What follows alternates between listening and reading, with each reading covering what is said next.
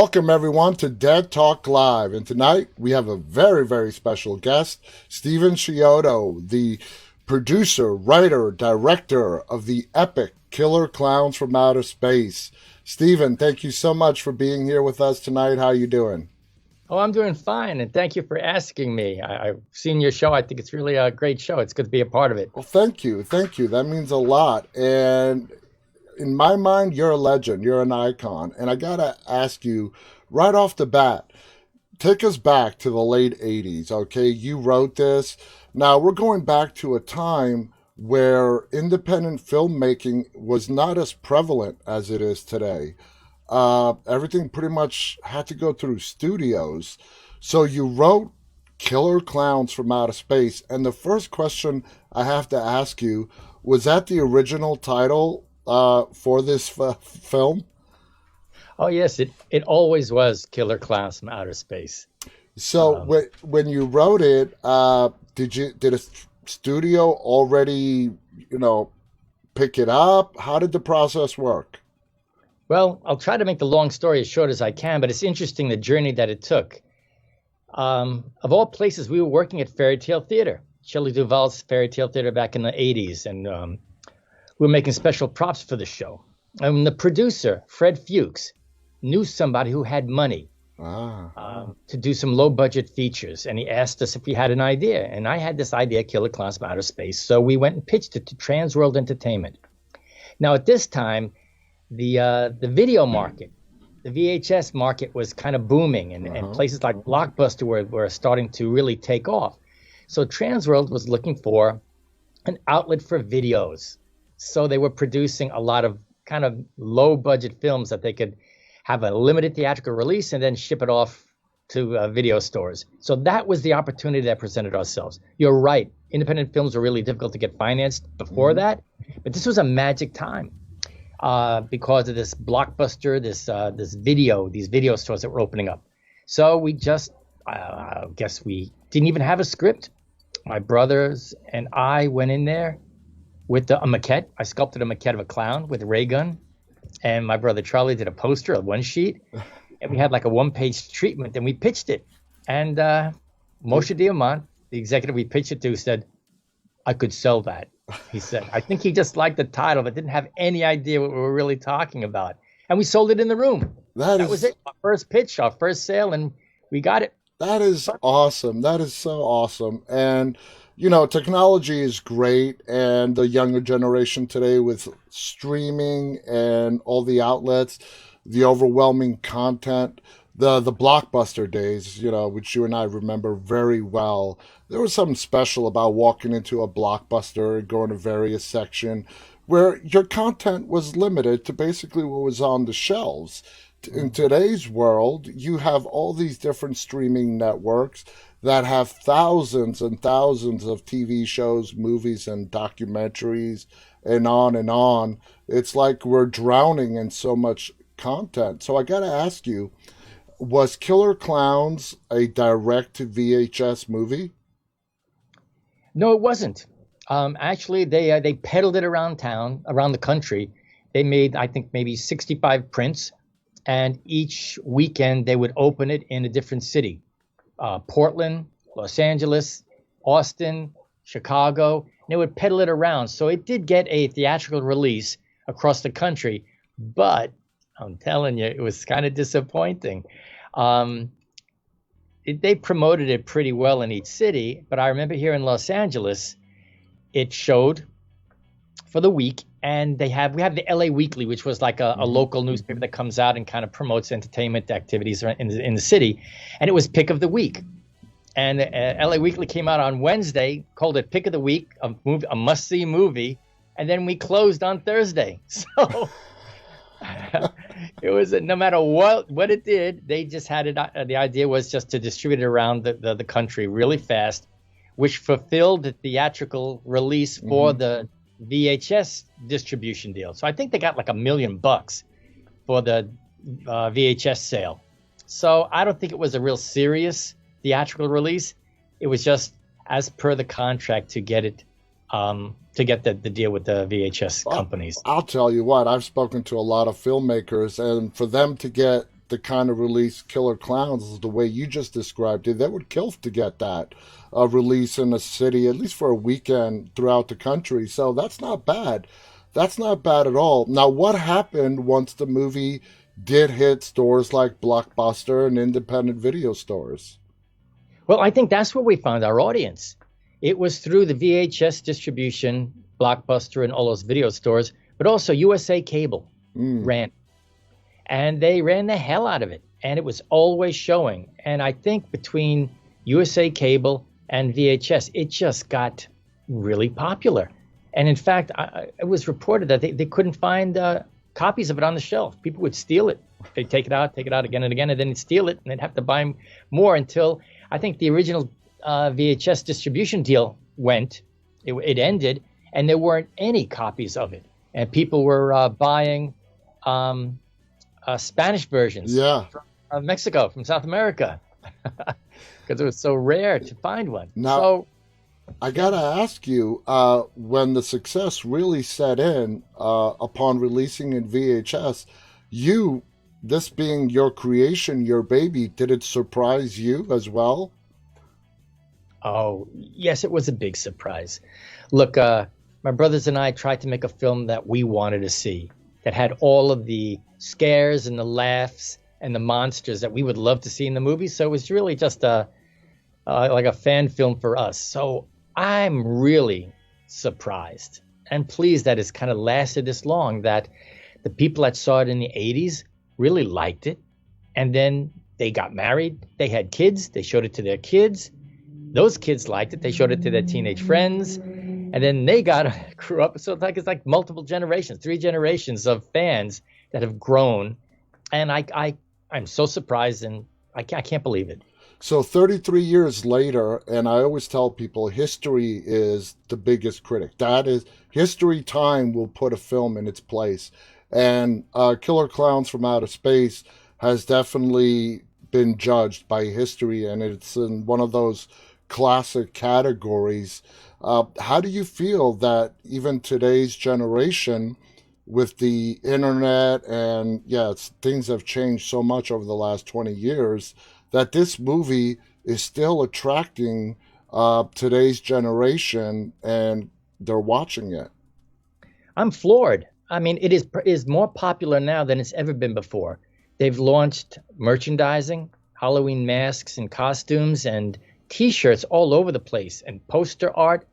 I never thought it would catch on like that. Again, it was something that it's not the greatest movie in the world. It's just kind of like we thought it was funny. We think it's pretty funny, and people respond to it. You know what it is? It's like a family horror film. It's like a good primer to horror films. If you're a parent and you want to kind of get your kid into, let's say, watching the horror genre, it's kind of funny, not too scary, not too visceral in its violence, and it's like a fun time, and you can kind of pop into it at any time in the film, and there's always something going on. Exactly. That's kind of entertaining, and I think that's where it's found its audience. It's a kind of a family-friendly kind of horror film. So let me ask you, you said it got picked up with the treatment that you pitched on Single Try, it got picked up. Now it comes to you actually writing the script. Was it like an oh shit moment for you? Like, I got to put together now a script for this treatment that I pitched? How easily did the script come to you? Well, the original idea came from me imagining what was the scariest thing I could imagine. And for me, it was driving down a lonely mountain road and having a car pass me and seeing a clown there. And then imagine that it wasn't in a car, it was kind of floating. So that's what started. That was the image that I came up with. So I got together with my brothers, and we gave ourselves a deadline. We had to write 5 pages a day, 25 pages a week, and we wrote it in a month. And we just banged it out, and it was so much fun. I kind of cheated. The spine of the story, the narrative of the story, is based on a film that I really love, a classic sci-fi film, The Blob, the original Blob with Steve McQueen. Of course. And to me, it's classic. It's teenagers trying to warn an unsuspecting adult community that there are aliens attacking, and that's what we wanted as the base. So if you're familiar with The Blob and you look at our film, it is that through line. from the beginning with the farmer finding the aliens, and then Yeah, the kids trying to convince the adults. It's the same through line, kind of mixed it up a little bit, but instead of a monster, we have these killer clowns. exactly. And writing it was a blast. We tried to imagine every circus gag we could think of, any carnival motif, and put a deadly twist on it, what we call candy coated kills.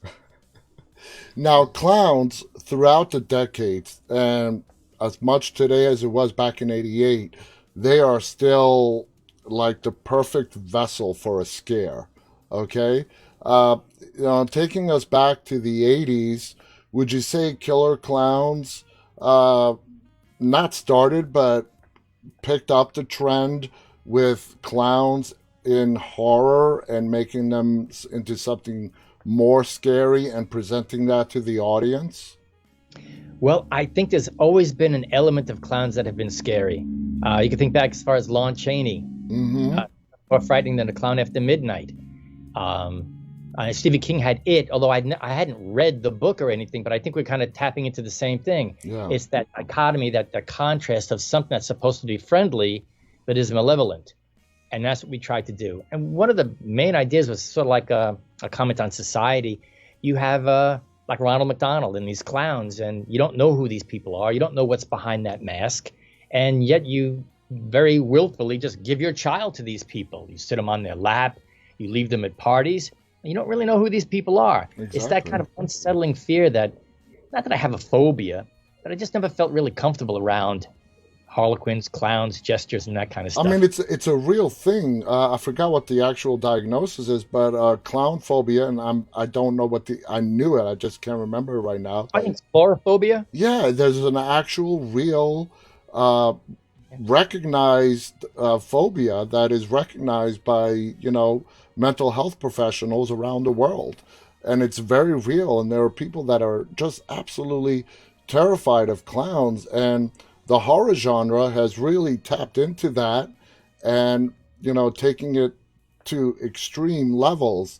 Now, when you look at horror movies today with clowns, um, do you think they've taken it to an extreme, or do you like where they've taken clown horror movies?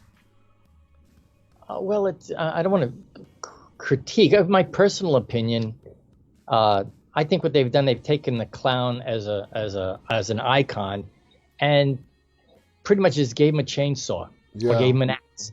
And to me, that's not really tapping into what is the history of clowns, community art, and all of the history that clowns have.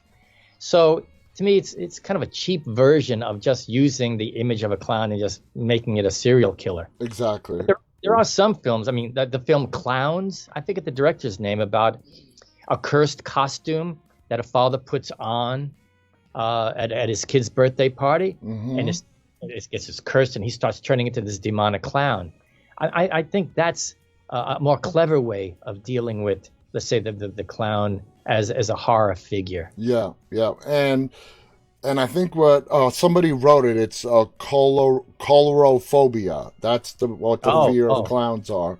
And then you have real life, where the infamous serial killer, who was it, John Wayne Gacy? I forget who it was, would that's dress up as a clown, and so there you have a little bit of reality blending in with fiction, and it just heightens people's no, anxiety and fear, which ultimately leads them to actually watching these movies. no. I think you're absolutely right. What I think it's what I kind of backed into, probably accidentally or on a personal basis. I think people do have this innate fear or a discomfort around these characters. I know when children are around clowns, I've talked to psychiatrists and things like that, and it seems like a child can see the character of the person behind the mask. They look in the eyes, and the eyes reveal the character. And a lot of times there's this disconnect between what the performer inside is communicating and then what the mask, the exterior, is communicating. And that disconnection is unsettling. Yeah, And you have somebody like a John Wayne Gacy, you have people that kind of prey upon that. I can see where people can feel uncomfortable. I mean, I can exactly. remember when I was young, my story was Ringling Brothers and Barnum and Bailey in Madison Square Garden when I was like 5 or 6 years old. I remember seeing the clowns, and they would come up to the stands and they did that bucket gag where they had water in it, and then they put confetti in it and they throw it at you.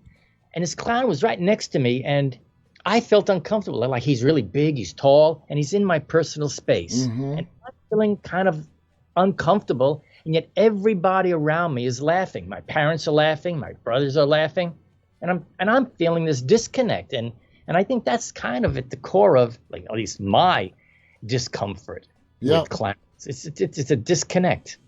Do you think that experience and writing the script was a way of, I don't know, this might sound weird, like therapy for you, and that discomfort of that memory at Madison Square Garden, and this was your way of sort of working through it?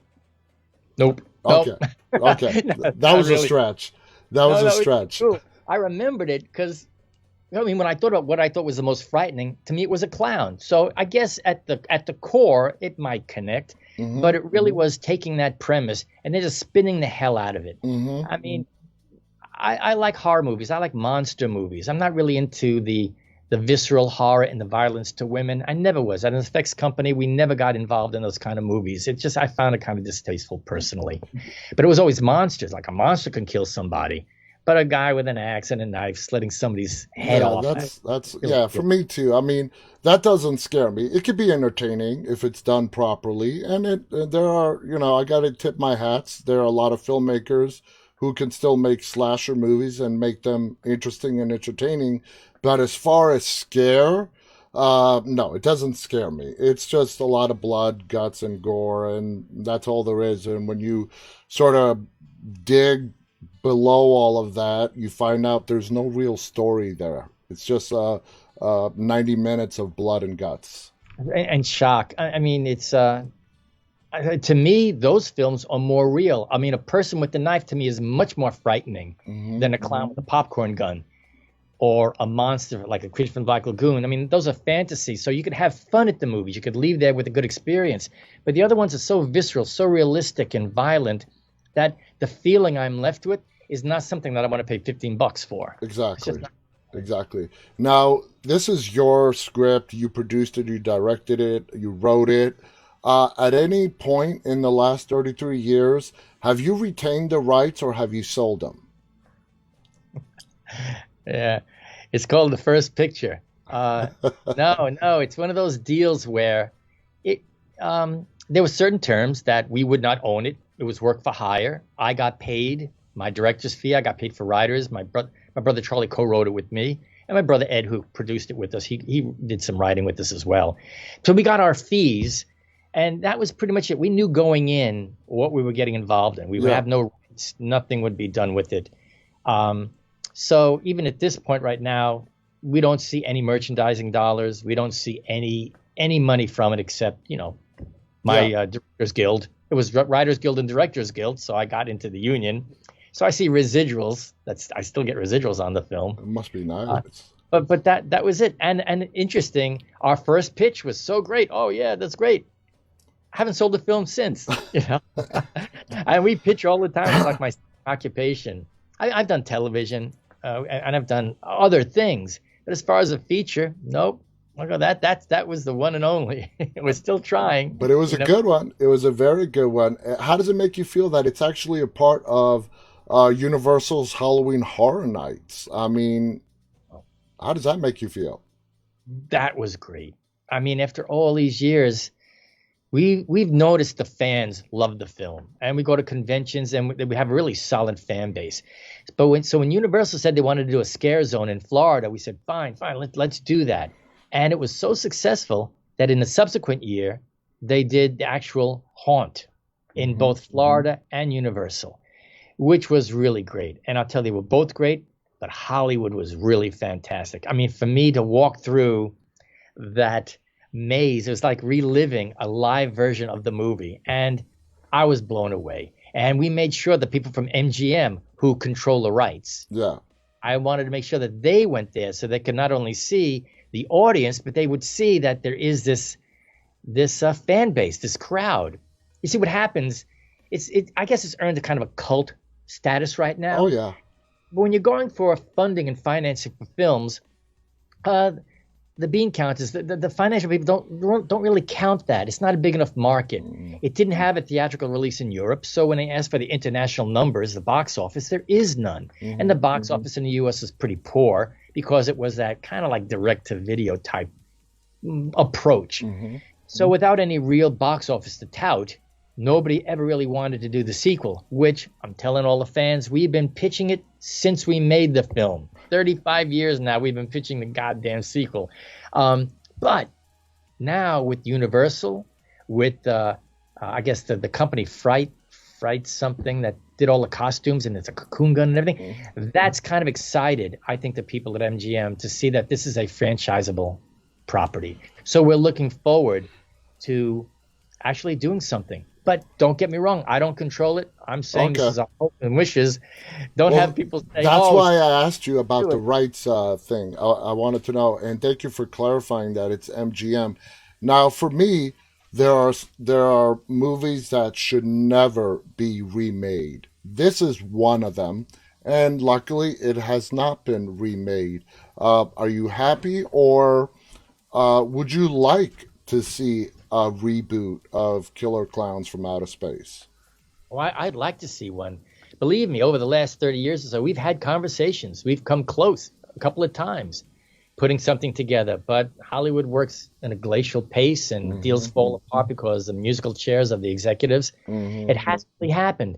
Uh, but I do think that a reboot would be great. It would be interesting. It's like in the 80s, it was more of an innocent time Hmm. where the premise of clowns was if you did see a clown performing at night, you'd go up to them and with curiosity, hoping to be entertained, and then be that malevolent twist that they'd kill you. Now, though, in this new century, I think people are much more wary of clowns because of the films and Hmm. shows out since. So, could you do a Killer Clowns where you'd have an innocent audience that would be easy prey? But given that challenge, no, we have ideas. We have so many cool storylines that we want to pursue, and actually, a multi-episode series, you know, Now, for do you think it can be redone with the same lighthearted, like you called it, entry into horror with a family way in this time? Or do you think if it's done, it would be done way more into the horror extreme? Yeah, I think because of the tastes, even as an entry film, I think it needs to be a little bit more, not violent, but just more visceral. Mm-hmm. I think we pulled a lot of the punches that we would like to go a little crazier, a little bit more wild with the violence and the kills. But again, the reaction we want a scare from the audience, but then we want to have them laugh. I think laughing is a good safety valve for horror. Mm-hmm. So no matter how violent the kill might be, it's kind of like a chuckle at the end. I think the most violent kill we had in the original Clowns was John Vernon as Officer Mooney when he was played as Yeah. a liquid dummy. And you didn't see anything. It really was a sound effect in the pantomime that really made it seem like this guy was being kind of eviscerated from behind. Mm-hmm. Uh, so I mean, we'd like to go into that realm, but still, again, it's the absurdity. It's the juxtaposition of something so outrageously stupid that becomes deadly and kills you in a comical way. I mean, that's the balance that we would like to still maintain. Exactly. I think that's what contributes to the original still being such a success. Now, you personally, have you always been a horror fan your whole life? Oh, I think so. Yes, I can remember way back. I was born in the Bronx, and Fellow when New we were, Yorker. I'm from Queens. oh, really? Oh, Yeah. that's fun. Uh, Yeah, for me, I saw the original King Kong, the black and white version, Hmm. and when I saw that gorilla walking down the streets of New York, I mean, that was my neighborhood. We had elevated train tracks right down the block. So when I saw him smashing them, it was this real interesting reality. It was fantasy, but reality because it was like my neighborhood, and it made a big impact on me. So my older brother Charlie and I, we just watched monster movies. It was all the Universal horror films, Willis O'Brien's stop motion, and Ray Harryhausen's films, and then even the Toho productions, Godzilla, Rodan. Oh, yeah. It's funny. Even as kids, we thought there was something different in those movies from, let's say, King Kong and Beast from 20,000 Fathoms and 20 Million Miles to Earth. We liked the stop motion Hmm. creatures because we thought they moved more realistically, they were more dramatic. But we loved them, and we just couldn't get enough. What was your favorite monster movie that you can remember? Oh, wow. I mean, to me, the classic is King Kong, Mighty Joe Young. Those films were amazing. Well, you're from New York. Do you remember $1 Million Movie? Yes. Yeah, they used Yes. to play it like 3 times a day on the Yeah. week during Thanksgiving and Christmas. They used to run King Kong, and if you missed any part of it, they'll run it again. Now, We watched for it me, all the time. I'm sorry to interrupt, but for me, King Kong was the one that, not the original, but the Jessica Lange one Mhm. in New York. The bridge that's the Queensboro Bridge that connects Manhattan to Queens, and in that version, King Kong climbed the World Trade Center as Yeah. opposed to the Empire State Building. Talking about King Kong and it being one of your favorites, is the original your favorites, or it's you know they just came out with Kong versus Godzilla a couple of years ago. How do you like the arc that the King Kong movies have taken over the decades, all the way up to like the latest one, which was Kong versus Godzilla? Yes, well, for me, the original is always going to be the best. I mean, it's. I think it's at the age you see it that Mm-hmm. really makes the impression. So it's difficult. So the new versions, even Peter Jackson's film, as great as it was, did not really hit me the same way. But I'll tell you this: I think any one of those films, like the '70s version, Peter Jackson's version, and even Godzilla versus King Kong, I think the audience, the young audience that watched it for the first time, being introduced to the character, I think might have been affected in the same way that I was. I mean, the latest one, what a kick-ass action film Oh that my was. God. It And in the was, theater, wow. yeah. And so if I was, let's say, I was really young when I saw the original Kong, but if I was, let's say, 10 or 12 and I saw that film, I'd be hooked. It delivered. Not as much in the story and the characters. That was kind of light, but I don't think I really cared. Just watching the monsters themselves, like between Godzilla and Kong, for me, I'm Kong all the way. It sounds like you're the same way. Yeah, yeah. I love Godzilla as well. I mean, Godzilla is a badass, but Kong, because gorillas are so similar to human beings, and it's like you can relate to King Kong as a person, you know? And especially in these remakes, in the last one, Kong versus Godzilla, where Kong learns sign language and he's able to communicate with that little girl. Do you like those kind of aspects that are added in today's films that change up from the originals? I think so. I mean, I can't imagine remaking Kong and remaking it exactly the same way. The Mm-hmm. sensibilities are different. I think people expect maybe more sophisticated human stories from these things. So I think that's better. Me Uh, too. yeah, and Godzilla, when the original 1954 Godzilla, he was a monster. It was like a reaction to the nuclear bombs that were dropped on Hiroshima and Nagasaki, and that was their reaction to it. And I thought it was brilliant. It was Mm-hmm. a monster. It was horrible. And then even in Toho Productions, they started making Godzilla more friendly and making more of a character, giving him more of a human anthropomorphic kind of traits. Yeah. And the more they did that, I think the less I liked him. It became comical and almost a joke. But Yeah. the new version kind of balanced it a little bit more. It's a guardian of Earth, so I Mm-hmm. think it has that humanity to it, and still it's still a tremendous beast. So I like the new version of Godzilla and Kong.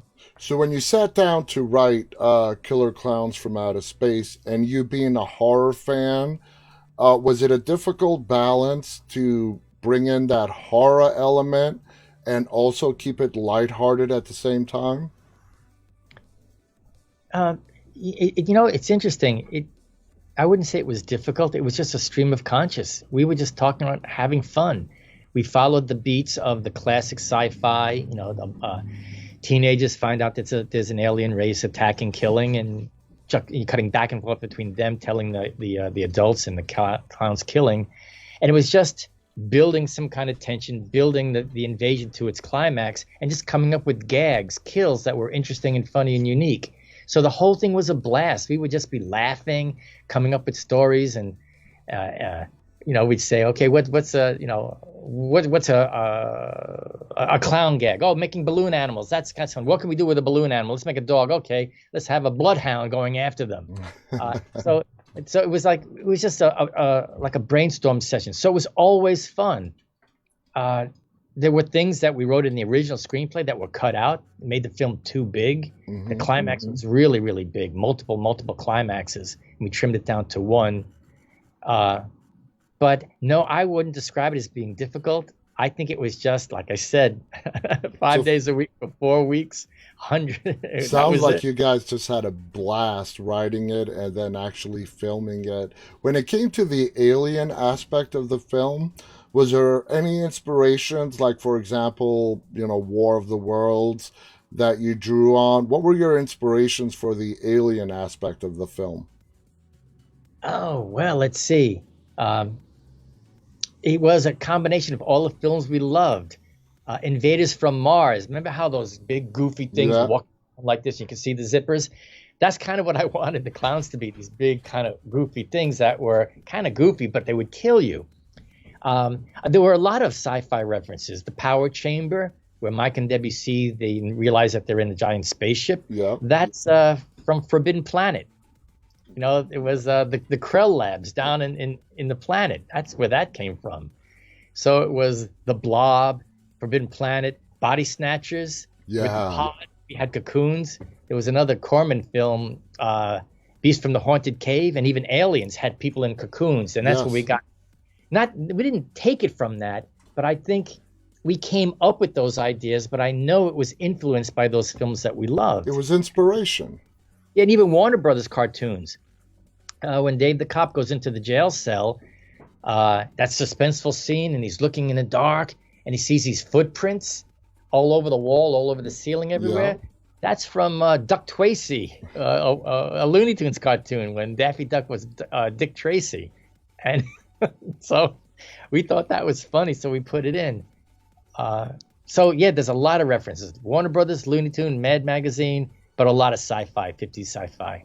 That is amazing. That is amazing. Because I was going to say, I mean, often I mean, there have been a lot of outer space horror movies. Alien, classic right there. Then, of course, horror, with clowns on. I think it was just the way it was combined. It's been done many times since, but it's done like Independence Day, where you have an alien race that comes to Earth to annihilate it, take it over, take up its resources. Not in the same way where you get these like serial killers dropped on us, from another planet, and that's just part of an aspect that makes Killer Clowns from Outer Space unique. I mean, do you agree with that? Oh, I think you've got it. That's it exactly. I mean, there's always some kind of an alien invasion, and they want to enslave people, or they want to do something. But the clowns, they didn't. They just really was zipping by and stopped for a bite to eat. So like Mm-hmm. McDonald's. I mean, in fact, we made purposely did not give them a mission. There was that one scene as they're walking through the funhouse. They're saying, "Oh, maybe they're here to do experiments, or maybe they're doing this, and maybe doing that." And really, the stupidest guy in the movie, one of the Terenzi brothers, says, "Well, what if they just stopped for a bite to eat?" Well, we left it hanging, but that's kind of what it was. It's yeah, fast food. Now Stop it. the makeup, the special effects in this film are ahead of its time, I would say, for 1988. Who did the effects? Who did the makeup? Obviously, CGI was not around back in 1988. Everything had to be done by practical effects. Who did all that? Well, it was our company, Chiodo Brothers. We produced those, but we had a team of a lot of people. We had Dwight Roberts, who was our lead mechanic, who did all the mechanics on the clowns. Ralph Miller was also on the team, and we had a lot of people that were just starting out. Deborah Galvez, who is now doing great hair work, she was working on it. So it was like the team of effects people that we were working with as an effects company. We called in all the favors from all our friends. Jim Cagle, Hmm. one of the best sculptors I think in Hollywood. He did all the clowns. We worked with Mark Sullivan, who did our amazing matte paintings. Later, Wow. later he went on to ILM. He did all of our matte paintings and Fantasy 2 film effects. Gene Warren Jr. and Leslie Huntley, they did all of our miniatures and optical printing. So it really was a team of the people that we That's a work with lot of in the people. industry. Oh yeah, yeah. But I'll tell you this, it was the smallest. I think we had $25,000 to do all of these effects. There was no money. Most Now, of them went to location. was this the first time you've ever worked with something that had so much special effects done? And if it was, what was your reaction as all this makeup was being put on these actors and you're directing and you're seeing all this? What was your reaction to all that? Oh well, because it was my first time directing something this big, I had done smaller shorts. I was naive. I didn't know, so I wasn't intimidated. I would just wake up and say, "Okay, what are we going to shoot today?" And I would just do it. Knowing what I know now, I think I would have been intimidated. The grueling, the complexity, the number of people that are always pulling at you, wanting to know something, and it was pretty good. We were doing 6 weeks on location up in Santa Cruz, so we were working 6 days, all at night. That was kind of tough, but what was it? It was a challenge. It was still a low budget film, you know. So when I it, remember. I'm sorry to interrupt, but I was going to ask you when it came time to cast the clowns, the alien clowns, it all had to be physical characteristics beyond looking at a person's how tall they were, how would they come across as a clown. When they were auditioning, did you have them do anything in particular in order for them to get cast? Well, yes, yeah. Besides the height requirements, we wanted some small and some really tall. We wanted them to be taller than adults, so they would feel like children when they got near the clowns. But we had some auditions, and we were looking for acrobats, dancers, people that were really aware of their body movements and would be able to. I think the only direction I really gave was that I wanted them to walk as if the Earth had a different gravity. So they Yeah. were walking in slow motion, like they're kind of floating, moving through water, let's say. That was the one direction I gave.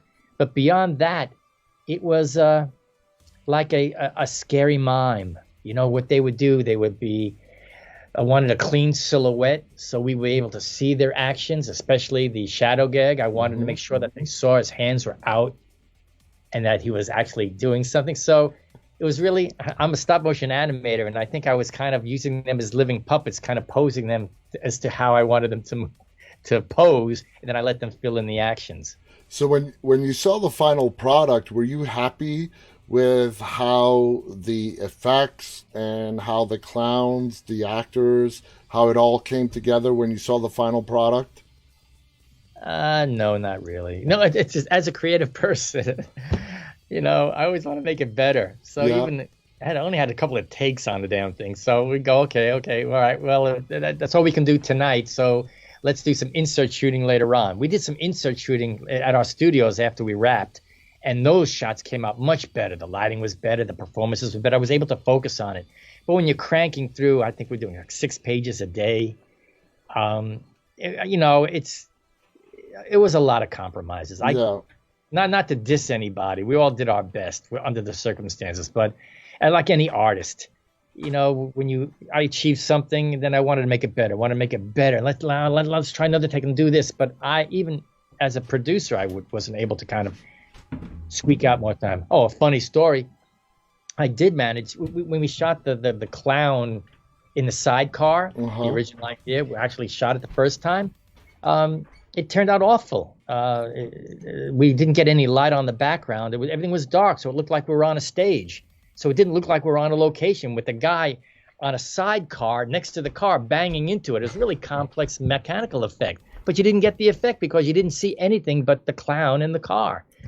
So I had to speed up the shooting, and I wanted to reshoot that. There was no time, so I sped up shooting all of this other stuff so I could make up a half a day so I could reshoot that.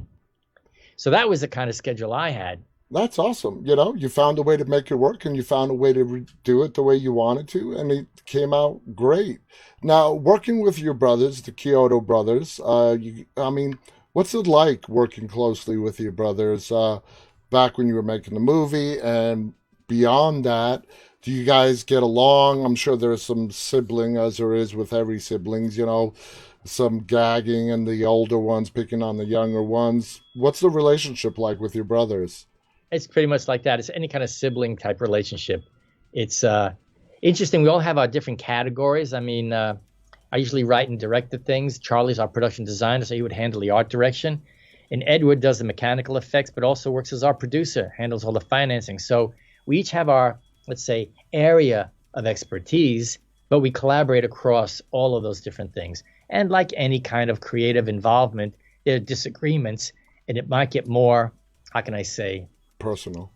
more personal because we're siblings and we say things that we would never say to other people that we lash out at each other. So with that in mind, it's just I mean, if you read the books about the Warner Brothers, about their relationship, Yeah. I mean, one guy was chasing the other guy with a knife. We never got that far, but it's that kind of stuff. Anybody who has siblings would realize that, you know, we're similar enough because of our background that we talk a similar language, we understand each other, but then we're three distinct personalities that have different points of view that we bring to the table. And I think it's great that you guys share the same passion, and that's films. I think that's awesome, you know? Yeah, yeah. And we try to bring that kind of relationship with our crew as well. It's a big family thing. Yeah. Try to We do this because we enjoy doing it. This is fun for us. It's a form of play. We made films when we were little kids, 10 and 12 years old, making monster movies. And for us, it was a form of play. Yeah. And we want to and, continue that. and there's nothing better to take that play and passion from a young child and turn it into a career. That's the real fun part. Yeah. Now, there have been some, of course, tidbits for any movie that's been out as long as this has. Like, for example, there's a rumor that the Cocoon Jeep in the film was sprayed with Pam to keep it from being damaged. Is there any truth to that? Yes, and there's more to the story. Let's hear Yeah, it. we had rubber cement cobwebs being made, which has like an active solvent in it. So our effects guy told us, we'll spray the interior of the Jeep with Pam, which will be the barrier, so it won't really bite into it. Well, this was a rented Jeep for the night, and the Pam was not the proper barrier. So this rubber cement paint ate into the fiberglass top of the Jeep, ruined the upholstery, ruined the top. So this free vehicle that we were saving so much money because we got this for free. When we took it to another dealership, got it fixed, and then returned it to to the place that we kind of got it from. And I think it cost us like $2,000 to fix it. So our free vehicle cost us $2,000. Yeah. Actually, if people are interested, listen to the commentary on the DVD. It's probably it's funnier than the movie. We go into all the horror stories of making that film. It's pretty entertaining. I gotta watch that. Now, is Killer Clowns from Outer Space, besides DVD and Blu-ray, I would think, available on any streaming platforms for people to watch? Oh yes, yes, it's on. Oh, I don't know which ones. It might be on Netflix. It's on. I think it might be on Prime. Oh, Awesome. don't. But it's on. It's on one or two of the streaming services. Nice, nice. Because there have been some movies that I grew up watching in the late 70s and in the 80s that have disappeared. And I think it's so sad. You can't find them anywhere today. So unless you have an old VHS copy, it's not even on DVD or Blu-ray. And I think that's so sad that some films get lost to time. Luckily, that did not happen with Killer Clowns. It's as popular today as it ever was. But how does it make you feel that some movies are lost to time altogether?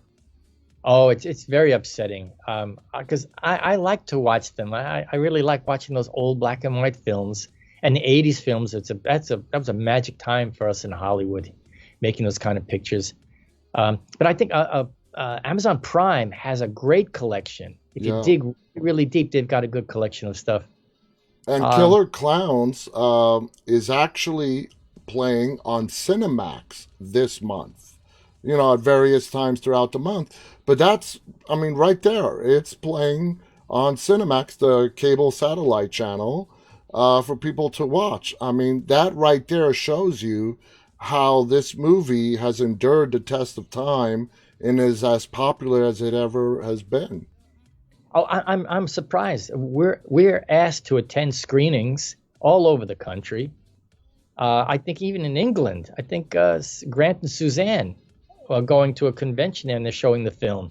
It's they're showing it all the time, midnight movies or special screenings, and yeah, I It can't blows your imagine. mind. It blows your mind. Do you get asked to go to conventions and it's just not your thing? Do you do conventions? Uh, Tell us about that. Oh yeah, yeah. I mean, there's a very good convention here in Los Angeles. Elliot, I forget his last name. Elliot, Monster Palooza, and Okay. Sudden Oh, yeah. here in Los Angeles. Uh, we used to go to that all the time. It's great. We love seeing the fans. We're just really blown away by the fans. There was a screening of our film in Chicago, Mm-hmm. and something I always wanted to do, I wanted to create a live shadow gag. So I did some animation and we projected it, and we had a clown actually miming that he was creating a shadow that was being projected up there. And we had, the hula girl, the dinosaur, and even had King Kong on the Empire State Building as part of the shadow. It was a That's lot of fun to bring that that element into the live venue. that is so awesome. So let's go to like right now, today. Is your biggest ambition right now to try to get the sequel done to Killer Clowns from Outer Space? Oh, it's an ambition. It's just something I'd like to do. It's not the biggest one. I mean, it's kind of intimidating in some ways. Can we would the audiences be happy with the sequel or a remake or something? Can we get lightning in a bottle again? So it's kind of intimidating. Can we do it again? The audience's expectations, what they want it to be and what it could be, is a challenge. But we have so many other ideas that we pitch. Uh, Fantastic ideas, great movie ideas, great TV show ideas that we're still trying after all these years, trying to get. Never give up. But I'll tell you this: it's almost like the '80s again. Like in the '80s, they were funding these films for the new media, which was VHS. Yeah. Well, now we have these streaming giants, these guys competing for streaming. So you've got Netflix and Hulu and Amazon and Apple, and they are now funding films from a variety of new talent. So like again, another gold rush. That there are Mhm. these great opportunities, a need for content for a new distribution network. So it really is the best time since I think the '80s to get new product out there because of the need. Absolutely. And let me ask you that, sort of touch on that subject. Because of COVID, the entertainment industry was forced to do something a lot quicker than they were ready for. And that everything was moving to digital streaming. It was obvious, it was plain as day.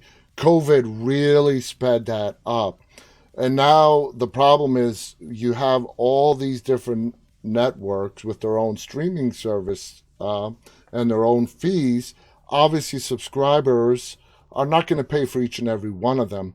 And they even have a name for it. They call it subscriber fatigue. So I called it a while ago saying there's going to have to be mergers. There's going to have to be some combinations to combine all these things together into an affordable payment where people only need to subscribe to maybe two, maybe three services. Because if it's sad that just because a movie or a show is on a service that you're not paying for, you can't watch it. What do you think about that? Do you agree with that moving forward? That Hollywood, when it comes to the streaming aspect of things, is going to have to find a way to consolidate? Oh, I think they will. It'll go back to what the business has typically been. Like the networks, you always had three major networks. Mm-hmm. Then you had some major studios and distributors.